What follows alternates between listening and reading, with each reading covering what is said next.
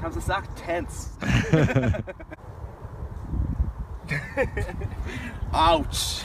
Well, Ciarán, cén fáil muid an barc pella mar sin? Seo Ciarán Mac Fhearghusa.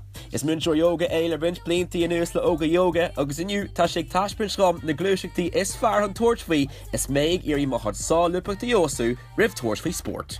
Tá bhfuil an barc pella gobunús mar san seo a chorú tús le má eistar sa Ióga. Bhí mé fáil gúirta gach bliain, bhí mé gimmart pell go leanúnach agus bhí na gúirta céine teacht gom, teacht orm agus mulú Ióga agus pláta is dom. Is léir go bhain séasúr CLG Creaitní fan am seo don bhléon seo bína himmorí a géirí obair a gúir an céh bhíon eiletaid teacht. Mar sin de céird iad na buntáistí is mó chaimhin leis an Ióga agus an GAA. Well, má chás éin agus stocha nach fan géad na cásan eile na gúirta t-imreoir CLG. Is gúirta leanúnach sé godóiríonn siad thar tréimh se ama. Ní hé go ditan siad nó go mrisin siad cos is rud leanúnach é. So cearíonn Ióga líon an chothraíochta á sa chorp agus beidir na matán cinál cuí níos fearr a chur orthú. Seo ceann amháin, so tugtar an féileachán seo.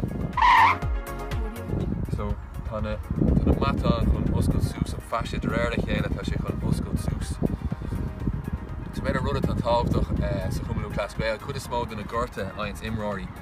Nóg fan géad in na gúirta is gúirta leanúnach iad godóiríonn siad thar tréimh se ama tuisc bhfuil siad ag tine na gluaiseachtaí céine i ríist agus ríist eile agus na matán sin éiríonn siad an teann ach le Ióga bhí man géirí na matán sin a oscail sús a ríist, so gluaiseachtaí mar seo.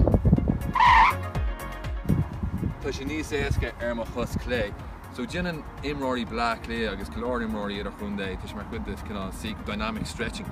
Dinan siad na gluaiseachtaí seo mar chuid den t-séasúr.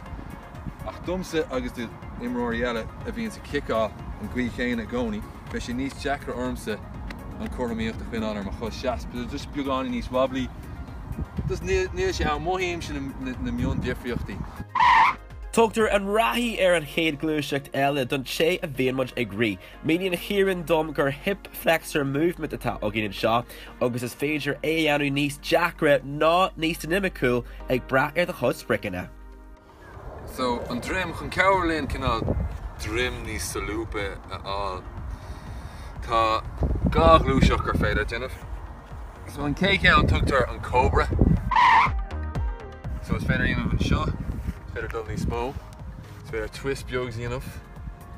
So taon an cobra go deas leis an páiste tugann siad ar mar seo.